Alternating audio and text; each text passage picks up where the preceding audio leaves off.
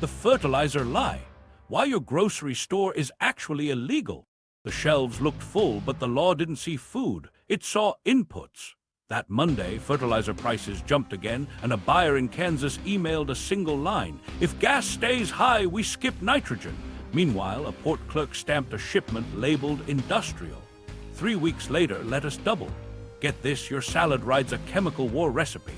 I mean, seriously, your spinach owes rent to a bomb byproduct. Prices, famines, and a legal loophole feed billions, while a handful of firms hold the tap. This isn't clickbait. Illegal means food rules stop before your tomato sprouts. To understand why, we need to go back. The man who trapped air. Fritz Haber spent nights chasing a rumor in the air. Germany's soil was hungry, grain yields were stuck, and Europe felt the edge of hunger too often to ignore it. Nitrogen was everywhere overhead and nowhere plants could use. Farmers hauled manure, mined Chilean nitrates, prayed for guano ships to dock on time. It wasn't enough. Haber looked at the sky and decided to force it to talk. He wasn't gentle about it. In a cramped lab in Karlsruhe around 1909, he fed nitrogen and hydrogen into a steel tube, then cranked heat and pressure past what most chemists thought wise. Iron catalysts, osmium experiments, leaks that hissed like angry snakes. His team ran tests that warped the metal and blistered egos. The goal was simple and insane: make ammonia from air. The stakes were immediate. Without a new nitrogen source, Europe's bread stayed rationed by the planet's geology. With one, dinner might finally outrun population. But every attempt fought back. The reaction wanted to undo itself. The vessel wanted to split. What nobody in that room knew yet was how the same ammonia could feed wheat and feed shell. Then something unexpected happened. Under the right pressure, at a heat that cooked failure into success, the analyzer read out what they'd been chasing: ammonia. Not a trace, not a lab fluke, real yield. Haber knew a lab victory was a whisper unless someone could make it roar. He sent word to BASF. They sent a young engineer named Karl Bosch. Bosch walked in like a blacksmith with a physics degree. Where Haber's triumph fit on a bench, Bosch had to build a fortress. Air is stubborn, hydrogen is slippery, ammonia eats equipment from the inside out, steel cracked under relentless pressure, seals failed, welders cursed. Bosch experimented with new steels, new welds, new catalysts that could live where most materials died. Every fix revealed a new failure. Meanwhile, in the countryside, farmers waited for rain that didn't care. He scaled it step by brutal step. Compressors the size of trucks, converters thick as a man's height, safety valves that had to be smarter than the operators. At one test, a line screamed and a cloud burned everyone's throat raw. Another day, a pressure vessel bulged just enough to warn them and not enough to kill them. Bosch coined an unspoken rule: if it hasn't failed yet, you don't know it works. By 1913, BASF had a plant at Oppau pushing out ammonia, tons per day, then more. The world's balance tilted. The dependency on Chilean nitrate loosened, and with it one nation's monopoly on bread and bullets. Farmers saw sacks of nitrogen appear like bottled weather, and yields rose in fields that had known only prayer and manure. Meanwhile, something else was happening. Europe was drifting toward war. Nitrates didn't just grow wheat, they detonated. When British ships blockaded nitrate imports, the Haber-Bosch plants that promised bread supplied a different demand. German shells needed nitrogen. Here was a switch none of the lab notes could hide. The same molecule, different intention. Haber's own hands, which had pulled food from air, would later oversee chlorine gas at Ypres. He'd win a Nobel for the ammonia. His wife would not live to see it, taking her life after condemning his wartime work. The line between feeding and killing was now a practical matter of pipeline routing. But back in the factory yards, away from the front and the headlines, a quieter revolution continued. The process worked, and farmers from Prussia to Prerov saw harvests swell. After the armistice, the chemistry stayed, and peace asked the plants for bread again. New factories rose from Norway to the United States, wherever gas and grit could be assembled. Bosch kept pushing metallurgy forward because every extra bar of pressure gave more ammonia, and every ton of ammonia gave more grain. Here's where it gets crazy. The human body started to keep score. Over the century that followed, researchers would find a biochemical tattoo of this turning point. Roughly half the nitrogen in human bodies today traces to ammonia made by this method. It's not a theory thrown out at conferences. It's stable isotope math showing how industrial nitrogen flows through wheat, meat, and milk into us. A lab gamble became a planetary diet. This was the moment everything changed, and yet it didn't feel like a miracle on a Tuesday morning in a mill town. It felt like cheaper bread, a new line of credit, a second cow, a daughter who didn't leave for the city. Meanwhile, factory foremen learned to manage shutdowns like surgeons, because ammonia plants, once lit, prefer not to sleep. The hum of synthesis became background noise to modern life, like electricity lines or road traffic. There, constant, ignored until it stopped. But there was one problem nobody solved in those triumphal years. Dependence has a way of writing its own laws. Plant breeders learned to chase higher yields with varieties that loved nitrogen like a habit. Railways adjusted to tanker cars. Politicians learned to watch harvests like stock tickers. And big companies learned that whoever controls the tap controls more than fields. They control calendars, currencies, even the quiet politics of whether a family eats chicken on Sunday. To understand the boom that followed, the miracle years and the bill that came due, we have to follow that ammonia out of the plant gates, onto ships, into markets, and into soils that began to forget how to breathe without it. The lab had trapped air. The world would spend the next century learning what the trap cost. The population, cheat code. Haber-Bosch left the gates and hit soil like fuel on a cold engine. In the 1940s and 1950s, a handful of agronomists looked at synthetic nitrogen and said, what if we tune the whole farm around this? Wheat that once leaned on manure and clover suddenly had a jetpack. Extension agents ran side-by-side plots, one pass with ammonium nitrate, one without. The fertilized rows stood darker, taller, earlier. Harvest days turned into neighborhood debates. Men in caps rubbing kernels between fingers, doing math in their heads, weighing the risk of a new bill against a fuller bin. Here's the promise they chased: shorten the hunger window. In places where a late monsoon meant empty pantries, nitrogen underwrote risk. Add a few bags at planting and the crop had a buffer. A farmer in Punjab told his son in 1968, this season we're not praying for rain alone. The new wheat varieties, shorter, stiffer, hungrier, met the nitrogen with gratitude and greed. Combine that with better irrigation and pesticides, and the yield graph bent upward hard. Governments declared victories. Newspapers printed photos of grain mountains, a miracle with a ticking meter. But the miracle had a meter running. The first year, 2 bags per acre looked like free money. The second, 3 bags were just insurance. By the 5th, the soil felt wired, flush with nitrates after rain, tired and gasping by late season. Microbes that once brokered quiet deals between roots and minerals got pushed to the sideline. What nobody held a ceremony for was a funeral of sorts. The old nitrogen cycle started to fade from memory in fields that no longer grew legumes between harvests. Meanwhile, the body count of nitrogen told its own story. Stable isotope studies later traced roughly half the nitrogen in human tissues to ammonia born in steel reactors. Think about that. Birthdays, hospital meals, school lunches, so many meals stamped by a process that began as a high-pressure gamble. It fed us. It also rewired our expectations. Once you've seen a field double, it's hard to go back to enough. There was always a catch, and it shows up where rivers slow down.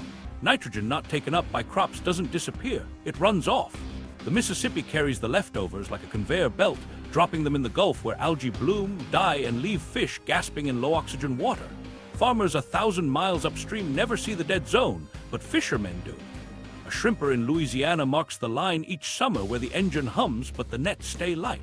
In the village ledger, the numbers grew nuanced. One family in Jalisco spread fertilizer on a hillside field and watched the corn stand straighter than their grandfather's stories.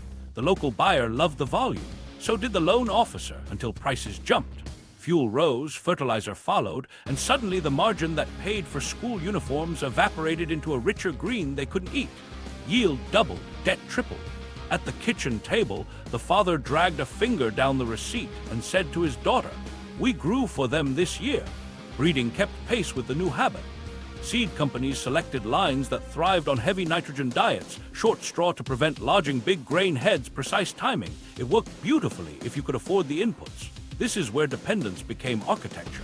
Credit lines were written around fertilizer purchases. Crop insurance assumed modern yields. Contracts penalized shortfalls. The system didn't force your hand. It wrote the only hand that made sense. Meanwhile, something quiet happened in the soil. Fields that once breathed through roots and fungi became compacted under bigger machines and simplified rotations.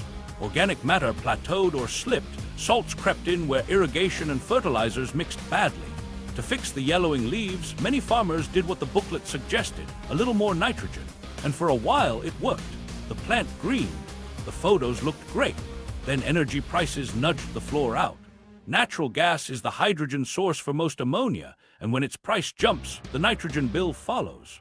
That means a cold winter in Europe or a pipeline hiccup can ripple into a grocery bill months later. In 2021 and 2022, ammonia plants in parts of Europe went dark because gas was too expensive to justify the run. A co-op manager in Iowa told his members, "If we can't secure product by March, plant accordingly." Some cut rates, some gambled, all felt the knot in the stomach. The Green Revolution's least romantic truth is its geometry. We pushed inputs in, pulled calories out, and ignored the loop. Food didn't just feed people. It fed livestock, ethanol plants, and waste bins. Half the field went to feed a cow. A chunk of that cow went to a burger that threw away a bun. Efficiency on the acre didn't guarantee cents on the plate. And yet the sales pitch held steady. Without synthetic fertilizer, billions starved. What it left out was context. Waste, diet, loss, and smarter use. None of this makes nitrogen the villain. It makes the tap the lever. Who controls the molecules, the price, the delivery windows, the rules of disclosure? That's where the story sharpens. Because once you build a food system on a chemical fuse, whoever owns the match owns your calendar. And in the years when that match costs triple, the fuse hisses and you taste it at checkout. That's the cheat code's truth. It worked, it locked in, and it started charging rent. The three-letter lock on food. Follow the nitrogen to the checkout line and it spells three letters. NPK farmers joke that plants don't read brand names, they read nutrients. Nitrogen for leaves, phosphorus for roots and energy, potassium for strength and water balance. Simple on a soil test, brutal in geopolitics. Because those three letters don't live in the same places and none of them move without fuel. Start with N, we already met the molecule, ammonia. It doesn't come from a cave, it comes from factories welded to cheap natural gas. Wherever gas is abundant and policy is friendly, you'll see gray stacks on the horizon and rail cars lined up like a pulse through the heartland. Shut off the gas, and you don't just dim a plant. You pull a thread tied to spring planting calendars half a world away. Meanwhile, P might as well stand for passport. Phosphorus is dug from rock, not conjured from air, and the richest seams sit under a tight map. Morocco and the disputed Western Sahara carry a mother lode. OCP, the state-owned Moroccan giant, doesn't just sell phosphate. It sets Saturday morning moods in grain belts when their export calendars shift. Industry analysts talk about OCP's leverage like it's weather, commanding a dominant share of high-grade reserves and long-term capacity. A de facto choke that polite reports call market leadership and farmers call, "Please don't blink." When a buyer in Kenya hears a whisper about delays from Jorf Lasfar, he starts calling growers to push back planting. Potassium shows its cards in winter headlines. Potash comes from underground in Canada and from vast operations in Russia and Belarus. The mines are towns unto themselves. When sanctions land on Minsk or a rail strike snarls Saskatchewan, the ripples ride barges and balance sheets from Sao Paulo to Shanghai. You don't need to read a geopolitics brief. You just need to watch a spreadsheet on a co-op manager's desk where potash quotes change the tone in the room. Put N, P, and K together, and you get companies that speak across borders with the confidence of oil majors.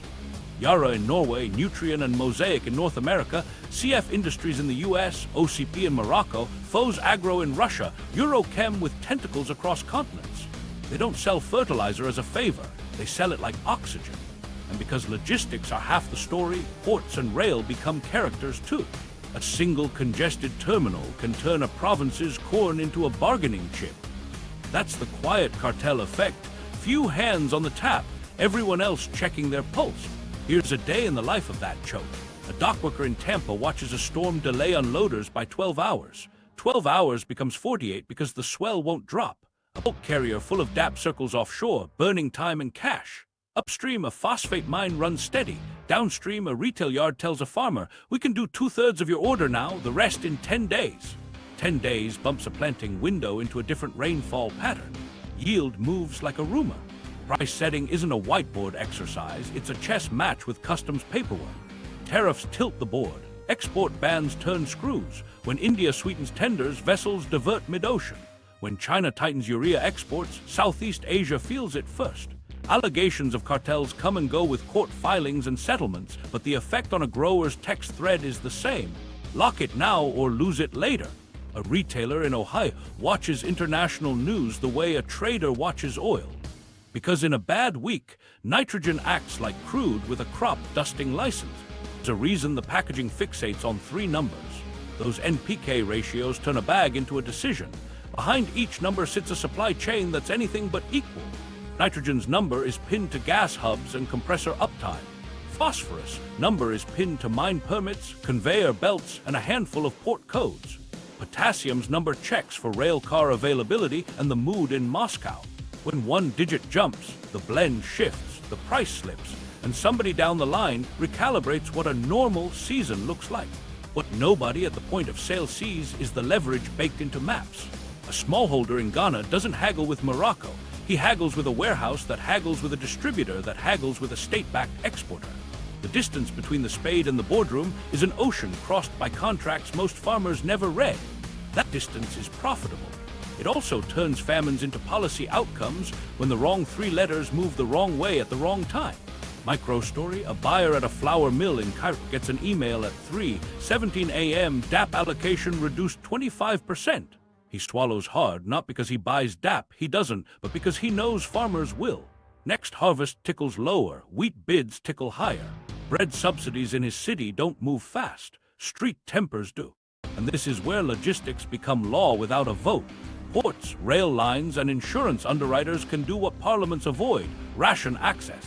A sanctioned ship isn't just a ship, it's a missing spring application. A damaged rail trestle isn't just infrastructure, it's a protein shift in a child's lunch 6 months later. The NPK triangle was supposed to be agronomy shorthand. It grew teeth.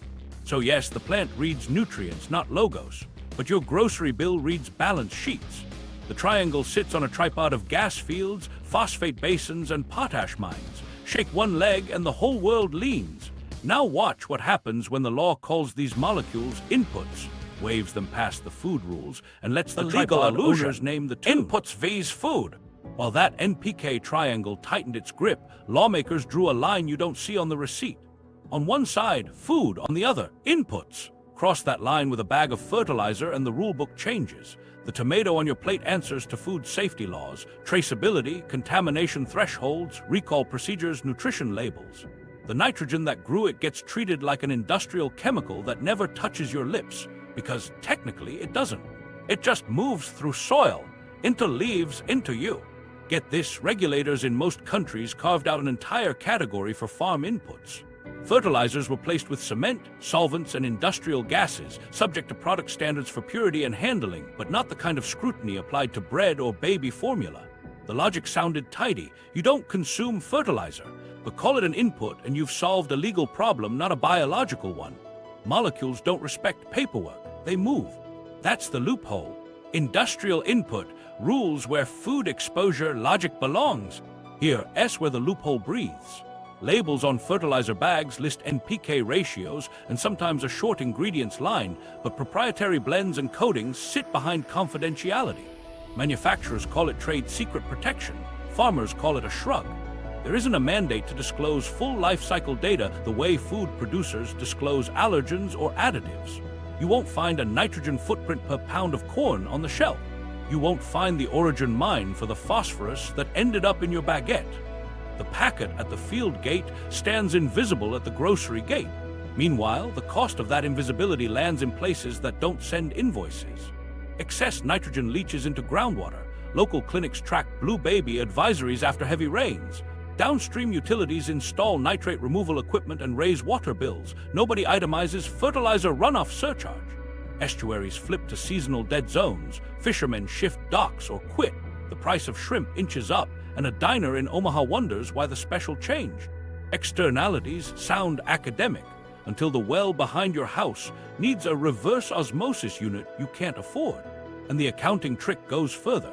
When a chemical is classified as an industrial input, emissions and spills get tracked in environmental ledgers, not food safety systems. That means the surveillance net misses what matters to eaters. Upstream issues rarely trigger downstream recalls. A problem at a phosphate reactor might set off occupational hazard reports and fines. It won't pull cereal from shelf. In the produce aisle, a lettuce E. coli scare makes news. In a fertilizer plant, a contamination scare becomes a compliance note. Lobbyists worked hard to keep that line intact. Farm bills and subsidy programs frame fertilizer as essential infrastructure, bundling access and credit into the definition of modern agriculture. Procurement rules reward volume and uniformity, which favors synthetic inputs that meet spec and ship like clockwork. State houses hear about feeding the world. Committee rooms hear about regulatory certainty. Somewhere in that phrase, the right to know morphs into the right to sell.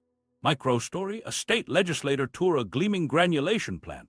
Safety posters, hard hats, a tidy control room that looks like a spaceship command deck. The briefing packet says the product is safe when used as directed. He nods. Later, he drives past a sign warning about nitrate levels in a rural well field. Different agencies, different budgets. No single place to connect the dots unless you're a parent staring at a tap. There's a detail most shoppers don't realize. Food safety law is built around endpoints. It watches the finished product and the kitchen. But fertilizers change the starting line of the food system. If we inverted the logic, if we treated inputs with food-grade seriousness, blends would carry disclosure like nutrition panels, nitrogen source, phosphorus origin, additive list, known contaminants, and a declared runoff risk under typical use. That wouldn't be a sticker for farmers alone. It would be a QR code in the store aisle that links the apple in your hand to the nitrogen that fed it. Industry argues that standardized agronomy, not shopper-facing labels, is the right fix. They say agronomic recommendations already account for environmental risk, and too much disclosure would confuse buyers and expose trade secrets. What nobody adds in the press release: opacity preserves pricing power. If you don't know how your bag differs from the competitor, you haggle on brand and delivery, not on origin, contamination baselines, or carbon intensity. And speaking of carbon, the clean ammonia pitch thrives in this blind spot. Blue and green labels sell tax credits and comfort, but the capture rates, methane leaks, and shipping hazards live in technical annexes few read. Because fertilizer isn't food, there's no familiar consumer pressure to align claims with dinner reality. Emissions become an accounting game against baselines that never enter the grocery conversation. Meanwhile, farmers sit in the crossfire.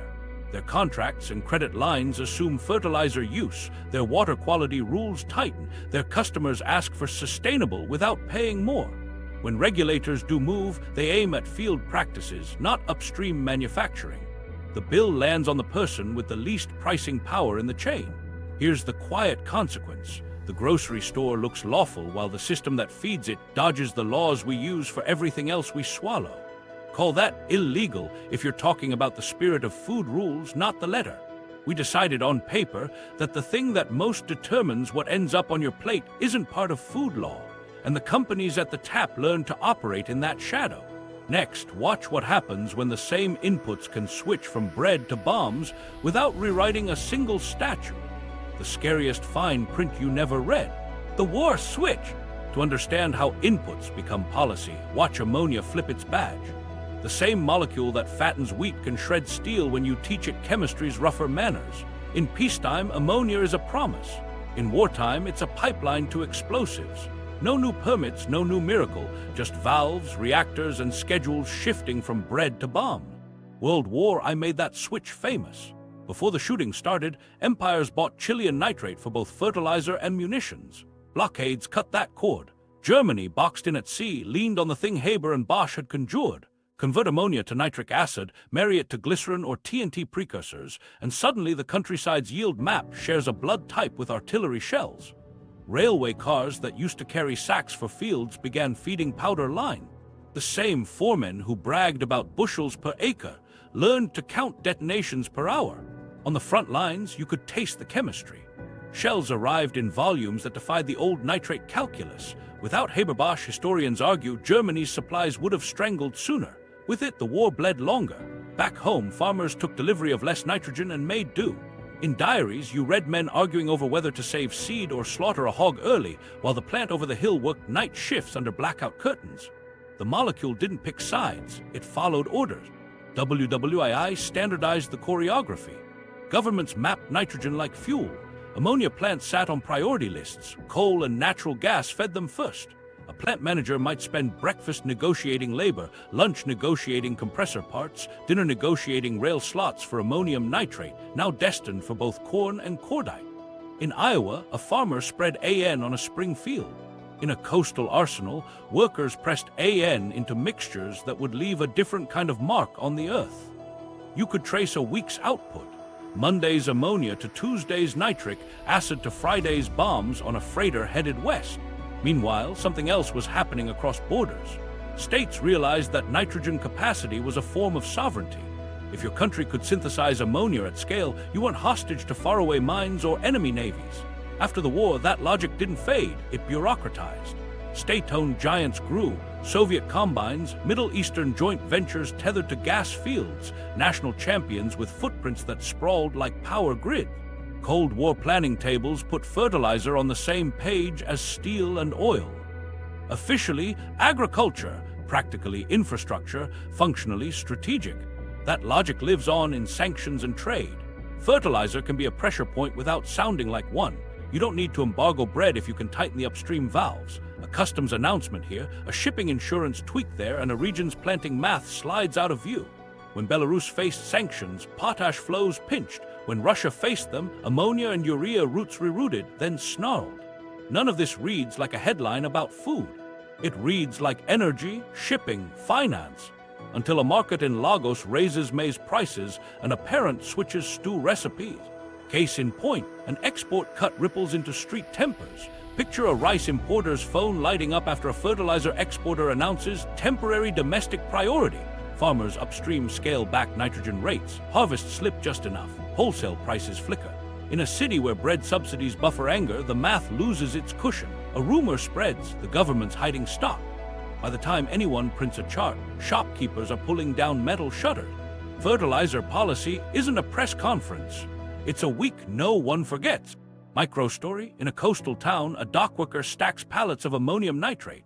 He's done it for years. It smells sharp, it dusts his boots, it pays well. One summer, customs flags a container for dual-use review. The shift slows. Later that evening, he watches a clip on his phone of a faraway port exploding, a red-orange bloom swallowing cranes. The product on his forklift can grow tomatoes or level neighborhoods. He sleeps badly for a week and doesn't say why. Defense planners never forgot the civil risks. Big stockpiles can become instant disasters. Regulations tightened, then loosened under pressure, then tightened again after tragedy. The tug-of-war mirrors the larger one, convenience and cost against risk and responsibility. Manufacturers emphasize safe when used as directed. Firefighters read, bring water, bring prayers. Meanwhile, agriculture has to plant. The war switch doesn't wait for moral clarity. If a state decides explosives need priority, shipments bend. If peace returns, contracts for spring tonnage are suddenly sacred again. The switch flips without speeches because the system is built to be flippable. That was the selling point. It still is. This is the hidden grammar of inputs. They obey command more cleanly than rain, soil, or seed. That makes them powerful levers in crises, military or political. It also means your pantry is never purely civilian. Break one pipe by sanction, sabotage, strike, or storm, and you don't just slow a factory. You shift a continent's dinner. The 2020s shock. Gas, war, and empty bins. While that war switch sat in the background like a loaded fuse, the 2020s walked in and lit the other end, energy. Ammonia is married to natural gas. Gas provides the hydrogen, gas runs the heat, gas sets the price. When gas gets expensive, ammonia plants don't just grimace, they go quiet. And when they go quiet in winter, a spring months later starts with empty bins. 3 days before Christmas 2021, a plant manager in the Netherlands opened his inbox and saw the math he dreaded. Spot gas prices made every ton of ammonia a loss. He walked the floor, counted the compressors he'd have to idle, and wrote a short note. Curtailment begins at 1800. You don't hear that note at a grocery store. You feel it 7 months later when the early corn turns a lighter green because the farmer cut his side dress by a third. The quiet echo of a gas chart. Meanwhile, something else was happening across the map. Europe's rebound from pandemic lows slammed into a cold winter and tight gas supply. LNG cargoes chased higher bids, pipelines became leverage. The chart of Dutch TTF gas looked like a mountain, and right behind it, the chart of nitrogen fertilizers climbed in echo. Retailers in the Midwest told growers, "Book now if you can, we can't promise later." Some farmers prepaid at nosebleed prices hoping to secure tons. Others prayed for a break and planted beans instead of corn. Then Russia invaded Ukraine and the quiet dependencies turned loud. Russia isn't just a grain exporter, it's a heavyweight in nitrogen and with Belarus a pillar in potash. war-scrambled maritime routes, insurance, port access, and the safety of Black Sea corridors that moved not just grain but ammonia. A single pipeline from Tolyatti to Odessa that had fed world markets for decades became a bargaining chip and sometimes a dead line on a map. A broker in Istanbul watched vessel trackers and said out loud what his spreadsheet already knew. This isn't about availability alone, it's about arrival. Sanctions didn't have to list fertilizer to hit it. Banks hesitated, shippers hesitated, insurers wrote clauses no one had seen in years. Even when product could legally move, practical movement slowed. In Brazil, soybean growers watched potash deliveries slip. In East Africa, urea bids got outbid by someone with more cash and closer ports. China, facing its own domestic concerns, tightened urea exports, turning Southeast Asia's anxiety into orders that wouldn't clear for weeks. India swung tenders like hammers to keep domestic prices from spiking, and vessels diverted mid-ocean because the math changed on a Tuesday. Microstory, a co-op agronomist in Illinois, sits at his desk in February 2022 with 3 monitors open, weather, gas futures, and a shipping dashboard. His phone doesn't stop. Can I get 32% by April? Should I swap to anhydrous? What's the worst case? He gives the same careful answer to everyone. Let's talk about rates and timing. We'll stretch what we have. That spring, his members run narrower bars on applicators, skip a pass, or split applications with more precision than they ever bothered with before. It works, sort of. The corn is fine where rains come right. It's hungry where they don't. Here's the geometry nobody loves to think about. Energy shocks become food shocks because ammonia rides gas. Every additional dollar per MMBTU shows up months later in wheat bids. And when farmers cut back, the harvest shrinks at the edges. A few bushels here, a few there, multiplied by continents. In 2022, global fertilizer benchmarks tripled from their sleepy baselines, then eased, then jolted again when some other piece of the chain hiccuped. Supermarket managers don't read Argus price reports, but they notice the parsley wholesale price doing things parsley never did. Export bans turned the screws further. Governments, worried about domestic stability, did the rational thing for themselves, kept more at home. That meant less for someone else. In South Asia, distributors rationed bags. In West Africa, some fields didn't see a single granule and still got planted because families can't eat a perfect plan. A woman in Senegal looked at her peanut field and said, "We'll do what we can. We've done thin years before." Thin years scale. Meanwhile, gas-curtailed Europe leaned on imports. The Middle East, tied to cheap gas, shipped what it could. North America ran hard where margins made sense, but ammonia plants aren't light switches. Starting and stopping costs money and risk. A unit idled for months needs careful nursing to restart, and every delay begs the same painful question. Do we eat the loss or pass it forward? The answer, almost always, is both. On the ground, farmers adjusted in ways that felt small and mattered a lot. More soil tests to target rates, more spring applications to chase yield when weather cooperated. More cover crops where they'd penciled out before but now made cash sense by scavenging leftover nitrogen. A few tried biofertilizers and called the reps too often. Many rediscovered manure, then ran into the same old logistics wall. Moving wet nutrients is heavy, smelly, and political. Still, the habit cracked just enough for experiments to slip in. All the while, grocers heard a script they'd heard for years, supply chain issues, and shoppers rolled their eyes. But this time, the chain began at a compressor house and a gas hub, not a shipping container from Shenzhen. The 2020s taught us the quiet part out loud. If you can break one pipe, you can bend a menu. And if ammonia is the hinge, then natural gas is the hand on the door. The soil that forgot how to breathe. Walk into a field that's seen decades of easy nitrogen and listen, not with ears, with boots. The ground feels tight. The shovel bites shallow, then hits a pan your grandfather didn't talk about. The roots above it look like a hand pressed against glass.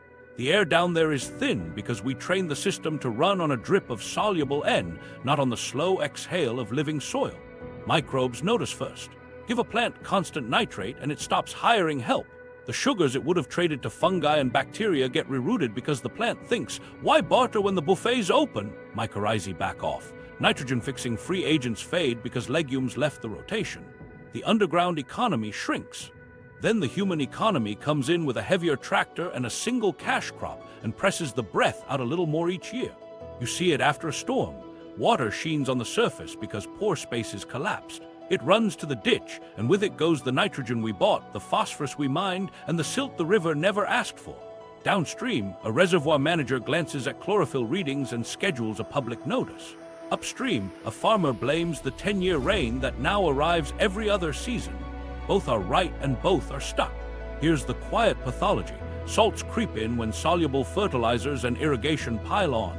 The EC meter in a consultant's truck blinks higher year over year. Germination stutters at the edge of the patch. Leaves tip burn. The fix offered is a flush, gypsum, more careful timing, maybe a different product, administered like a prescription in a clinic that doesn't ask why the patient keeps landing in triage. Compaction doesn't just come from weight, it comes from sameness. Corn on corn on corn starves the dirt of diverse roots. Roots are architecture. They pry, they leak sugars, they feed the crew that builds the condos, aggregates, the crumb structure that holds air and water like a sponge.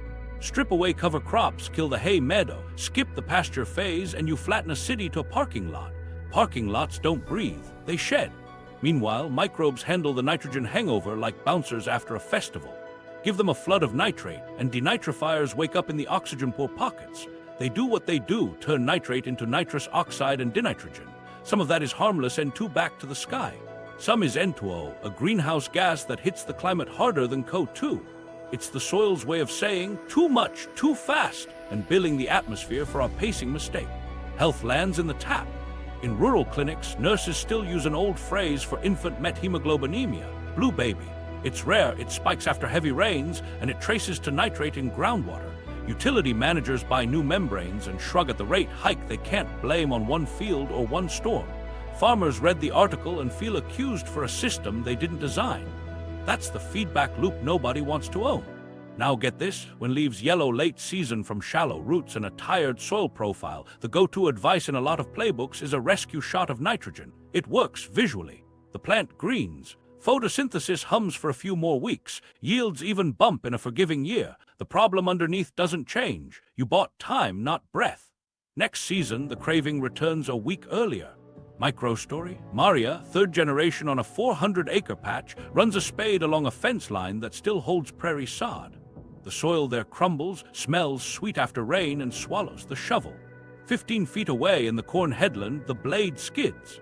She stands there, one boot in each world, and says to nobody, "We traded lungs for IV drips." There's another tell, earthworms. In healthy ground, you cut a slice and count them like old folks count lightning seconds. In the hurried fields, you lift a slab and see one, maybe two, thin, pale. You can farm by worm census. Fewer worms mean fewer biopores, fewer drains for sudden storms, fewer channels for roots to find last week's moisture. Fewer worms means more dependency on pumps, passes, and luck. So what now? Some folks reintroduce breath with cover crops, rye that needles through tight layers, radish that drills and rots into air shafts, clovers that drip-feed nitrogen in forms a plant negotiates for, not grabs. Rotations widen. Livestock return on careful terms, bringing manure that doesn't just carry NPK but microbes and carbon that stitches crumbs back together. Precision tools help. Split applications. Sensors that read greenness instead of guessing. Maps that respect the sand knob and the clay swale as separate nation. None of that snaps fingers. A compacted inch took years to earn. It takes seasons to forgive. The first spring after a cover, the field might look messy, the neighbors might smirk, and the coffee shop might pass a joke. But the second storm stands a little longer on the surface before slipping in. The late June corn holds color without a panic pass. The well report quietly trends better. You feel air where there wasn't any. The trap was never nitrogen itself. It was teaching soil to forget its job. We made it a medium for inputs, not a partner. When it forgets how to breathe, the bills stack. More passes, more pounds, more prayers. When it relearns, the system stops gasping. And that's the pivot the monopoly hates, not because farmers use zero fertilizer, but because living soil lowers the volume on the clean tap ammonia and blue promises.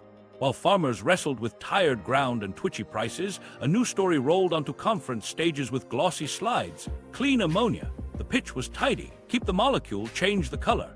Blue if you bolt carbon capture to fossil hydrogen. Green if you split water with renewable electricity. Same fertilizer, new conscience. Investors nodded. Politicians heard jobs. The tap owners heard subsidies and tax credits big enough to move boardroom. Here's how the colors work, minus the brochure polish. Blue ammonia starts with natural gas, just like the gray stuff. You reform methane into hydrogen, then funnel the carbon dioxide into a capture unit and promise to bury or reuse it. On paper, it slashes emissions per ton. In practice, capture rates live in the messy middle, 60, 70, 80% if everything hums. Then there's methane itself. Tiny leaks along wells and pipelines add up, and methane warms the planet harder and faster than carbon dioxide. If your capture rig sings but your upstream gas slips, the math can wobble from cleaner to nice try. Green ammonia skips gas and chases purity. Electrolyzers turn water into hydrogen using wind or solar power, then the old Haber-Bosch loop bolts that hydrogen to nitrogen. No fossil carbon anywhere near the stack. The catch? Electricity, lots of it at the right price around the clock, feeding a process that prefers steady heartbeat over fits and starts. You can buffer with hydrogen storage or new reactor designs, but every fix costs steel and time. The spreadsheet doesn't lie. Green looks beautiful when power is cheap, steady, and near a port. It wilts when the grid sputters or the price spikes at dinner time. Meanwhile, something else was happening in back rooms. Tax credits bloomed like spring weeds. Carbon capture got a per-ton bonus. Clean hydrogen earned extra dollars per kilogram if you ticked the right boxes. Suddenly, press releases bragged about final investment decisions for blue units next to existing plants and green pilots tied to showcase wind farms. A quiet truth sat between the lines. The revenue from credits sometimes outshone the revenue from fertilizer. You could harvest policy while you harvested wheat. Microstory, a plant accountant in Texas, opens a new tab in his model and adds the hydrogen production credit.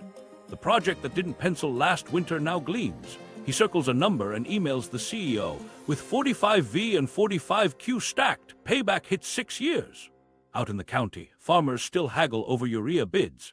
Neither side knows they're now co-authors of a climate finance novel. Then came the shipping twist. Ammonia doesn't just feed fields, some want it to fuel ships. It carries hydrogen more easily than liquid hydrogen itself, and it burns with no carbon on board. The hurdle is the part nobody sells on mugs. Ammonia is toxic. Ports need new rules, new bunkering equipment, new emergency drills.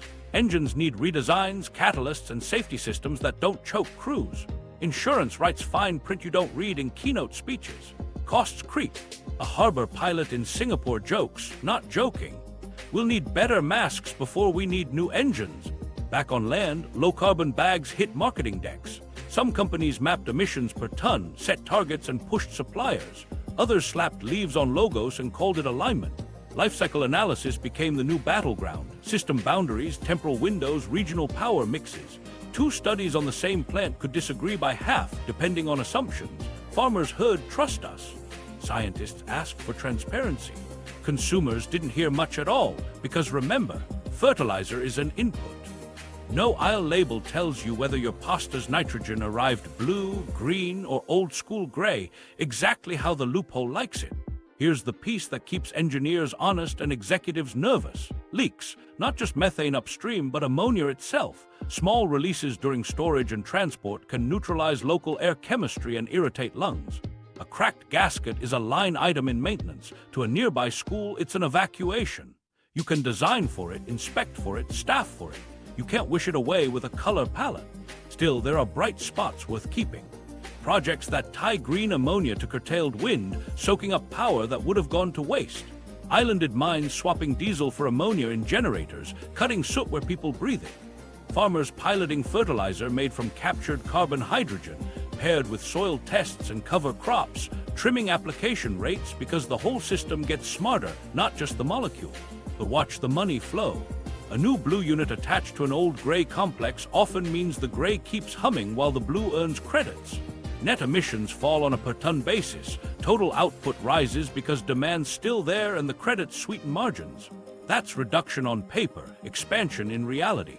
The climate doesn't parse ratios, it tallies tons. Microstory, a coastal community board holds a hearing on a proposed clean ammonia hub. The presentation features green shores, happy cranes, and the word resilience. A nurse asks about shelter-in-place plans. A fisherman asks about intake screens. A farmer asks about long-term price contracts that pass credit savings downstream. The panel answers 2 out of 3. Meanwhile, agronomy remains the lever that breaks the spell. If precision, rotations, and living soil trim nitrogen demand by 10 to 30%, the shiniest green project sells fewer tons. That's the subplot the monopoly doesn't love. True efficiency dulls the tap.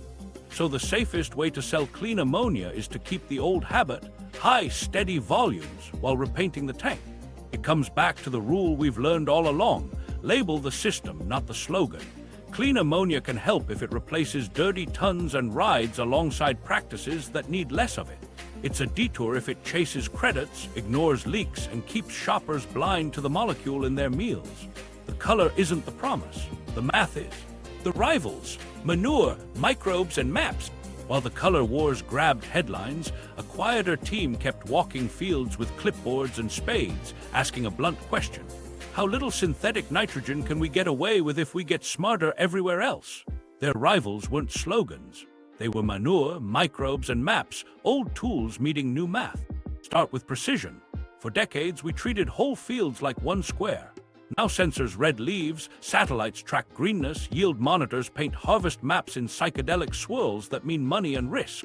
A grower pulls up a screen: sandy knolls in yellow, bottomland in deep green. Variable rate rigs respond like printers: more here, less there, none on the patch that never pays you back. Split applications stretch the budget. A starter dose at planting, then a side dress only if weather and tissue tests say the plant can cash the check. The old blanket pass becomes a set of small bets. In a year with pricey N, these tools pay their own rent. Micro story: Jamal, farming 1,200 acres of corn and soy, stands on a toolbar with a wrench and a grin that's half stress. He'd always thrown 180 pounds of N on every acre because that's what his dad did.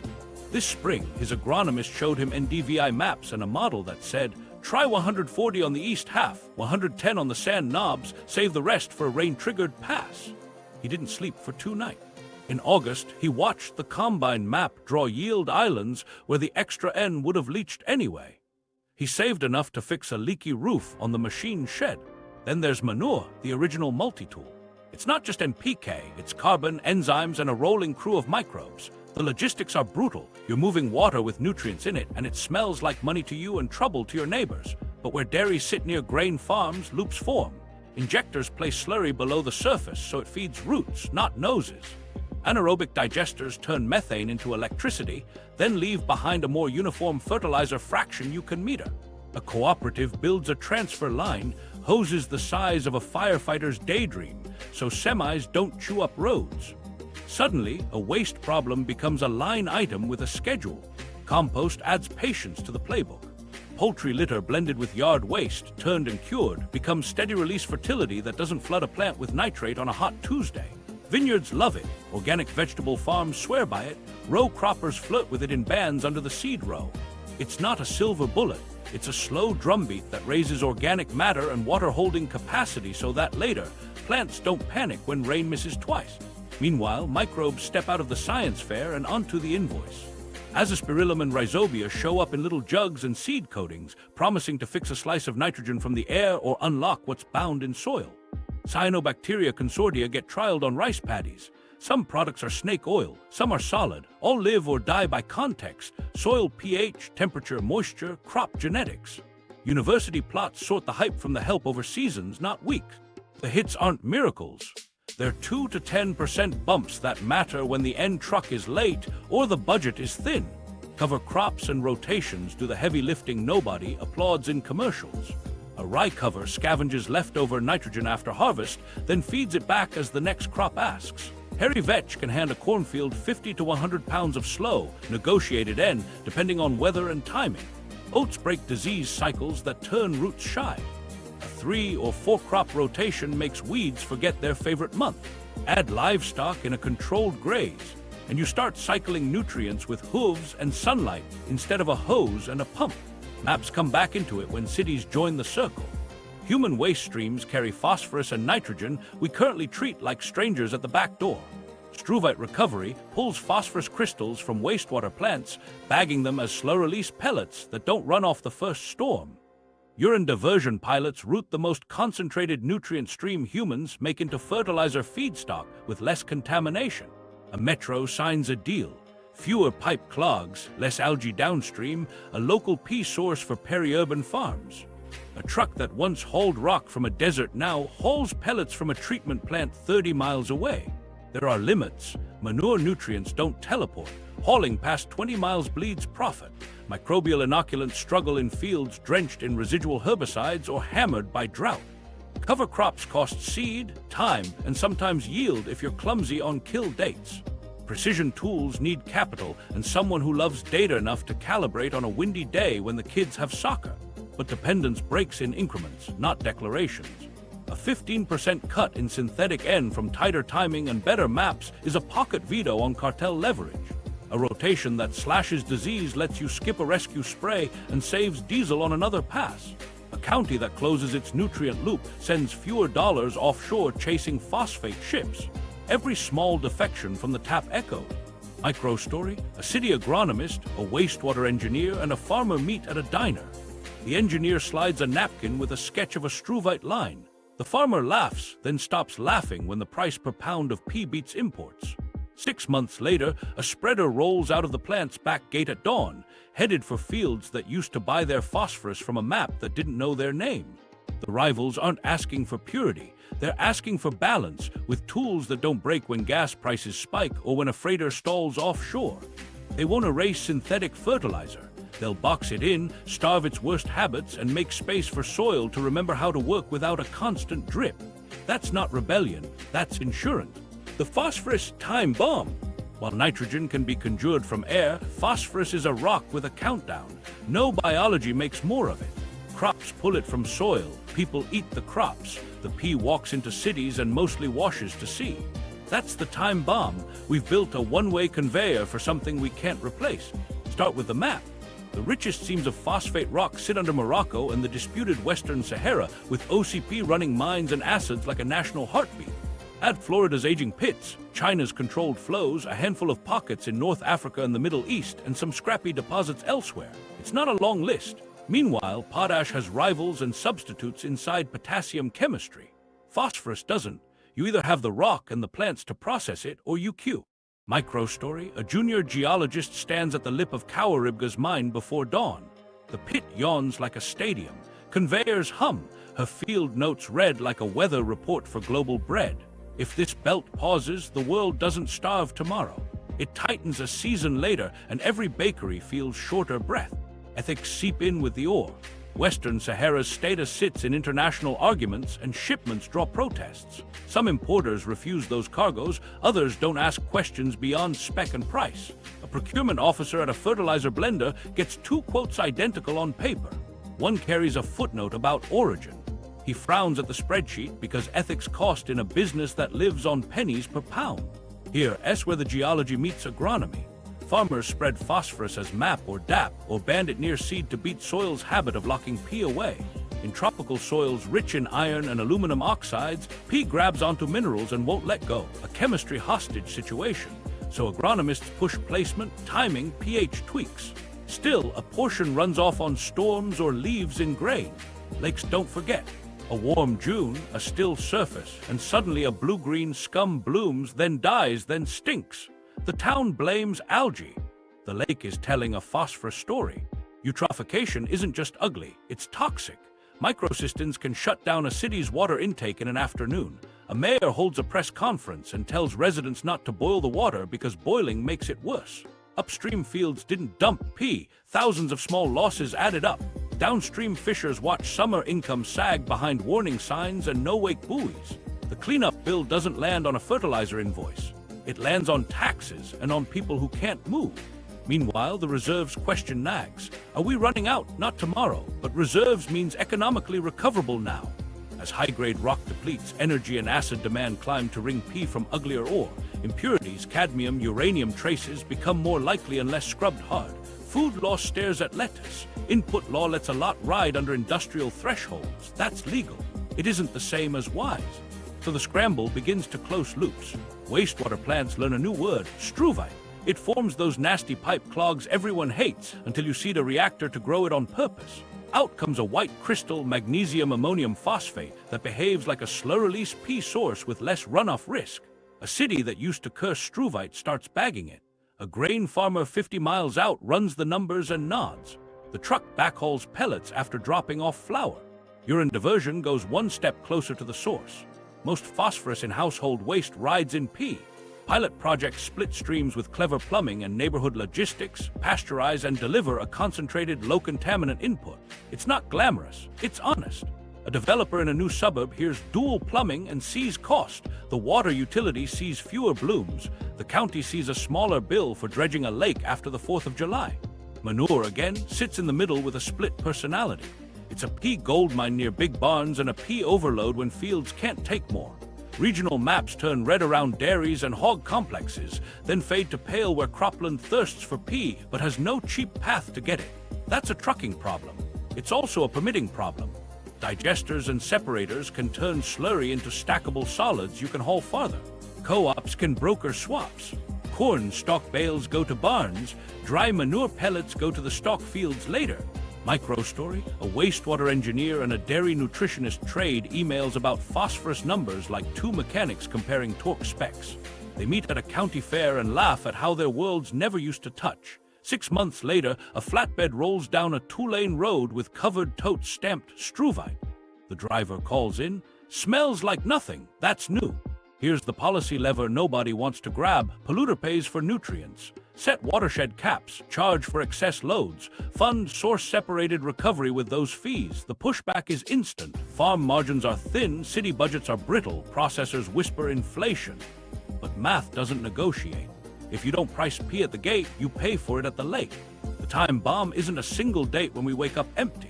It's a drift toward lower quality ore, higher hidden costs, uglier water, and louder politics. We can keep buying rock and hoping protests stay small and storms stay polite. Or we can build a second system next to the first. Cities feeding fields, fields wasting less, labels that tell you where the pea in your bread came from. The fuse is slow. That's a gift. It means we still have time to change the wiring. The people in the middle. Walk the chain from plant to plate, and you'll find the pressure point in a pickup truck cab. That's where decisions get made on bad cell service with a lender on hold, a seed rep refreshing prices, and a kid in the backseat asking about dinner. Farmers live where the molecule meets the month. Microstory, Dan runs 2,400 acres in Kansas. In September 2021, his retailer quoted urea at a price he'd never seen. He stared at the number, then at his spreadsheet. Lock in and risk a crash, or wait and risk no supply. He called the bank. The loan officer said, "Your operating line can stretch if you sign the inputs purchase now." He signed. By spring, gas had spiked. His supplier prorated deliveries, and Dan dribbled on what he could. The corn tasseled uneven. The yield map later looked like Morse code. The banker called anyway. Contracts right behavior. A poultry integrator's feed contract requires a protein level that drives corn and soy rotations with little room for clover or pasture. A malt barley buyer wants uniform kernels and sets penalties that punish fields that experiment with cover crops and miss a spec. A processor adds a sustainability premium, then buries the measurement in a portal nobody can audit. When prices rise, the premium vanishes first. When costs rise, the farmer is last to pass them on. Smallholders feel this as weather you can't dress for. A woman outside Eldoret, Kenya, stood at a counter last year and priced fertilizer by the handful. She could afford one small bag. The clerk advised half rates and a prayer for rain. She split seed to stretch the plot, something her mother did during thin years too. The harvest fed her family. It didn't refill the bag. Credit lines tie elbows to supply chains. Many lenders want a nutrient plan attached to loans, target yield, recommended NPK, supplier confirmation. Insurance expects the same. Miss the plan, miss the payout. The field becomes collateral for a spec set upstream. You're free to farm, but the contract writes your season before you put the key in the tractor. Microstory, Priya, a first-generation grower leasing 300 acres outside Fresno, sat across from a lender who tapped a folder. "We'll extend you at Prime +1 if you source from our preferred input partners." She asked if manure and a legume cover could satisfy the nutrient plan. The lender smiled the way people smile when they don't have time to argue. "We need a letter from a CCA." The certified crop advisor wrote one. The underwriter flagged it anyway. Priya went home and priced compost, then watched a truck idle because the field road couldn't carry the weight after rain. Co-ops sometimes break that trap. A board of neighbors pools buying power, hires agronomists who don't earn on commission, and shares data that cuts waste. In Minnesota, one co-op ran side-by-sides on variable rate applications and published the maps for members. A dozen farms trimmed end use by double digits without losing yield. It wasn't a manifesto. It was a PDF that saved money. Open source agronomy spreads the courage. WhatsApp groups swap nitrogen timing tricks during storm weeks. University Extension posts calculators that shave the insurance pass everyone used to make. A soil health field day puts a shovel in a skeptic's hand, and the smell of crumbly earth does more than a grant application ever could. These are small fires on a cold hillside. They keep people in the game. Hidden in the grocery aisle, another ledger hums. Cheap food wears subsidies like a winter coat. Tax dollars steady crop insurance. Roads and rails shoulder logistics. Water treatment plants catch runoff. When a shopper looks at a tomato and thinks $2, they're not seeing the nitrate membrane at the town's intake or the dredging budget for the lake they swim in. Those costs don't vanish. They just walk around with different names. Microbe story: Alana stocks shelves at a discount grocer in Phoenix. She's 22, pays rent with 2 jobs, and buys what's on sale. 1 week, eggs jump 50 cents. The manager shrugs at supply chain. Alana texts her mom in Yuma, who used to clean rooms at a hotel and now works seasonally packing lettuce. They cut shifts, her mom replies. Water is tight, inputs are weird, the packer adjusted volume.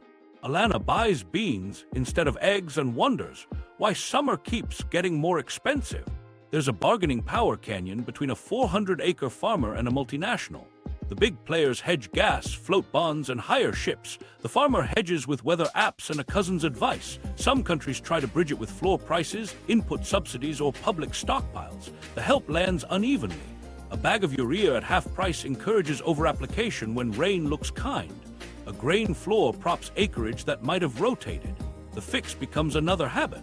What breaks through is transparency. Price bands published ahead of tender seasons. Open data on blend composition and origin. Contracts that let farmers share upside when efficiencies cut use. A co-op that posts margin structures so members know where dollars go. It sounds boring. It changes lives. The people in the middle want fewer surprises and a little slack. They want to know if the promised clean ton lowers their cost or just sweetens a balance sheet far away.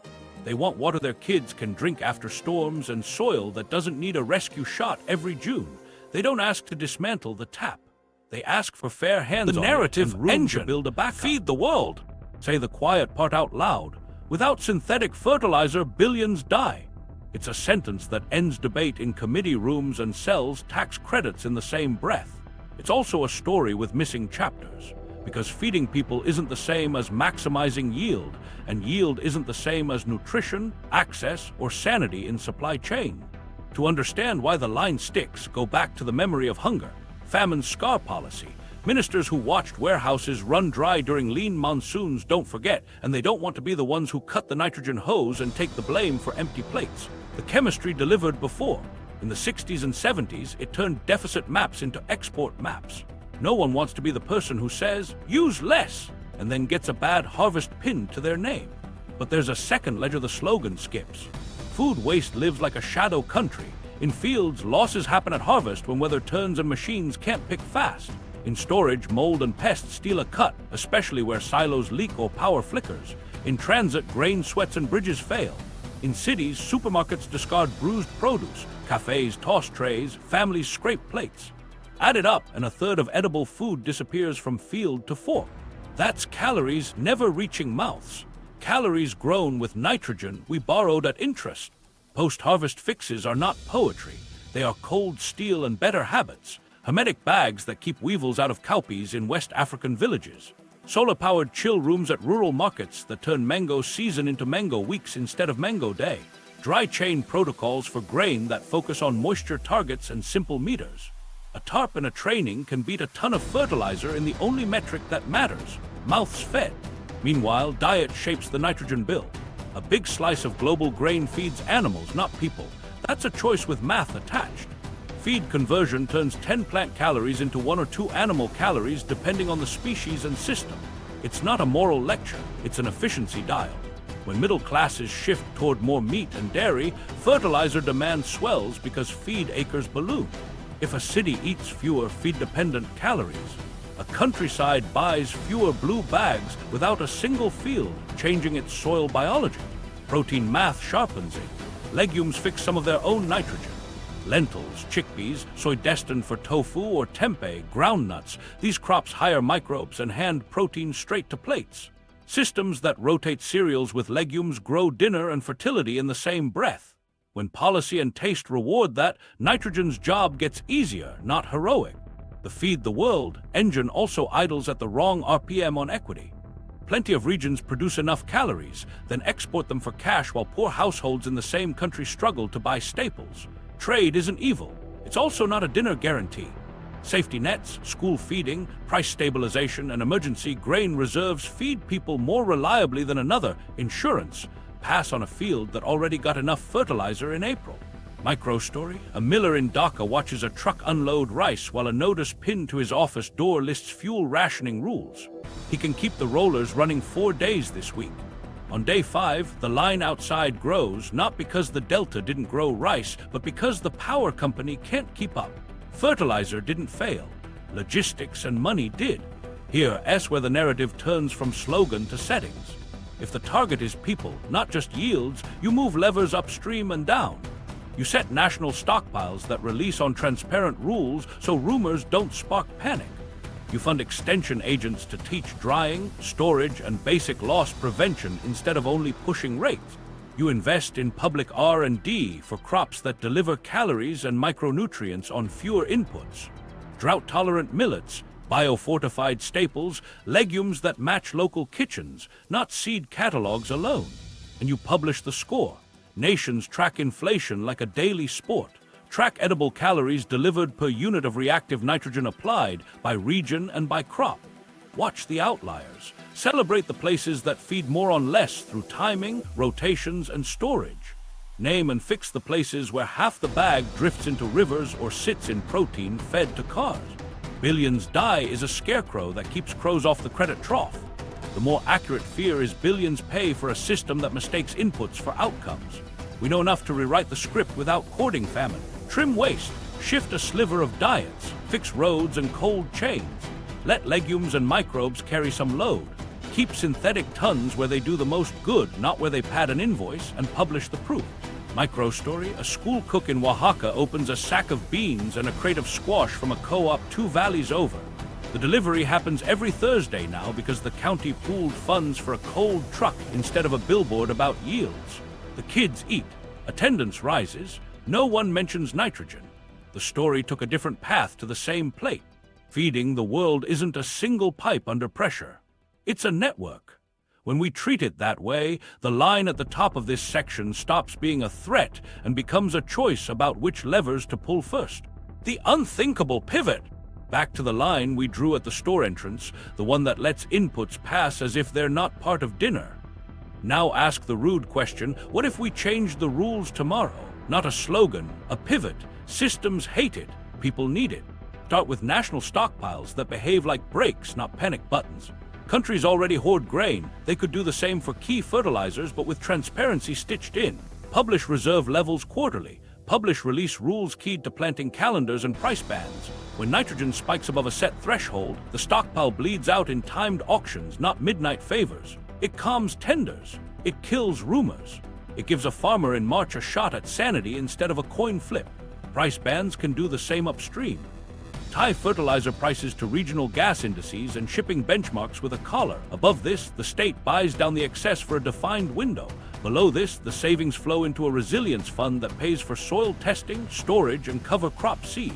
You're not fixing the price. You're narrowing the whiplash. Traders still trade. Farmers stop farming with a hand on a fire alarm. Transparency turns shadows into levers. Mandate open data on blends, emissions, and sourcing.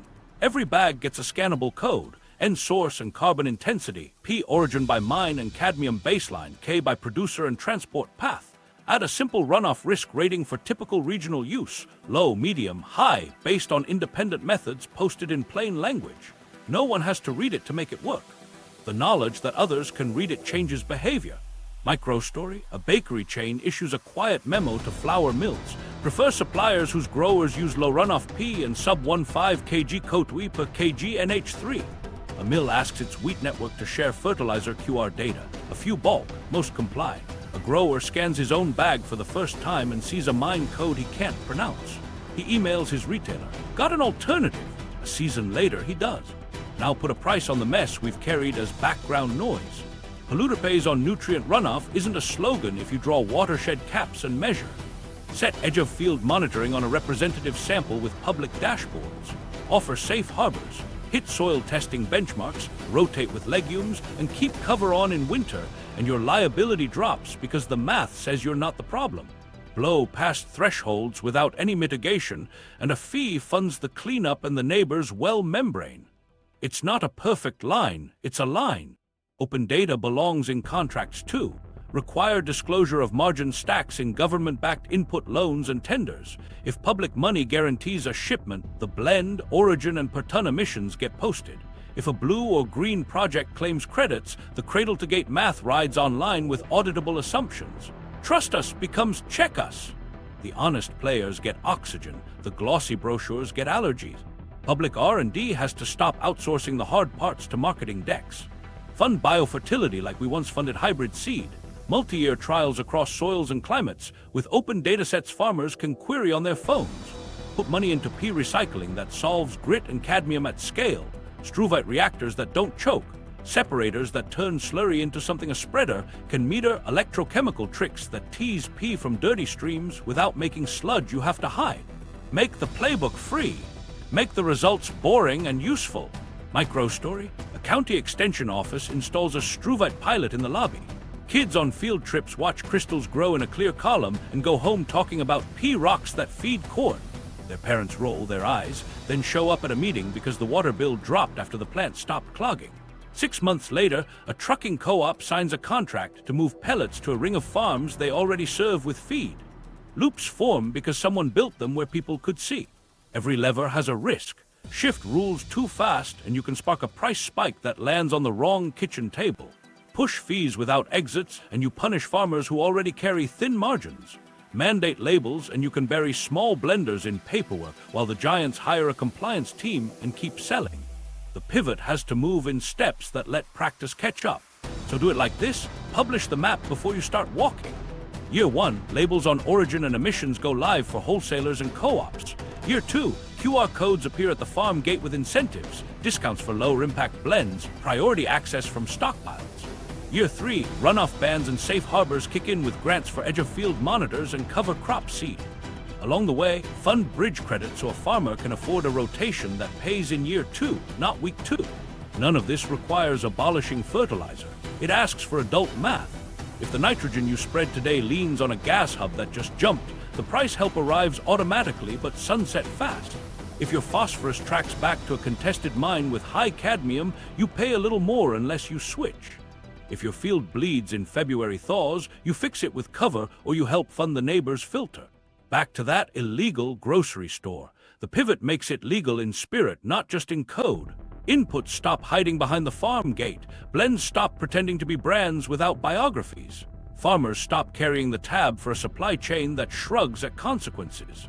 The unthinkable part wasn't the policy. It was admitting dinner starts long before the checkout beeps and writing the rules like we know it.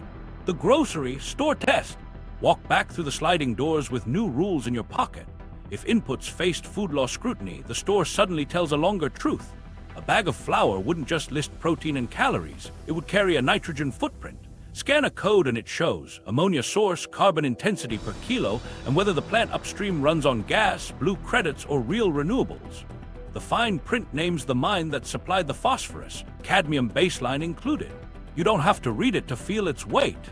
Bakers, chains, and school districts will. Labels change behavior.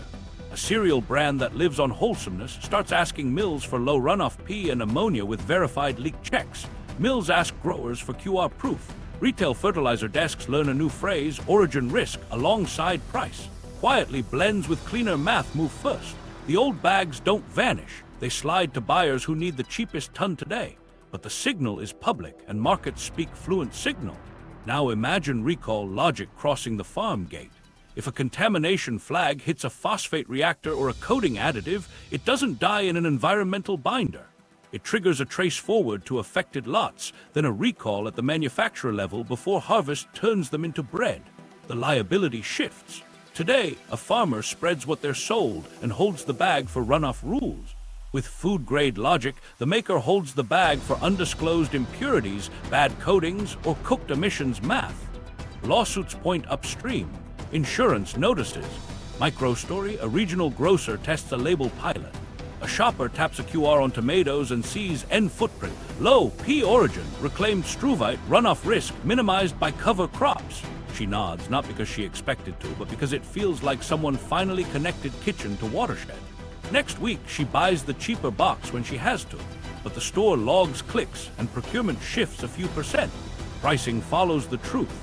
When runoff risk carries a fee, high-loss blends get pricier, rotations and covers pencil better, diets drift a notch. A soup that features beans, a bakery that trials millet, a school lunch that swaps one meat day for eggs and pulses. It's not a manifesto, it's a receipt that learned to count costs we used to hide. Here's the punchline. The illegal part wasn't handcuffs. It was pretending dinner begins at the loading dock. When inputs wear labels, recalls, and liability, the grocery store finally lives under the same spirit as the plate. The monopoly still sells tons, but the tap loses its invisibility cloak. And once people can see, they start to steer. Resolution and meaning. We outsourced soil function to a few companies and called it modern, then learned our plates were tied to pipelines, ports, and paperwork we never saw. If you want the sequel, Phosphorus Politics, City to Farm Nutrient Loops, and the places already closing the circle, subscribe and watch the next episode. Hit the bell so you don't miss how wastewater turns into bread and how farmers cut inputs without cutting dinner. Keep watching. This story feeds you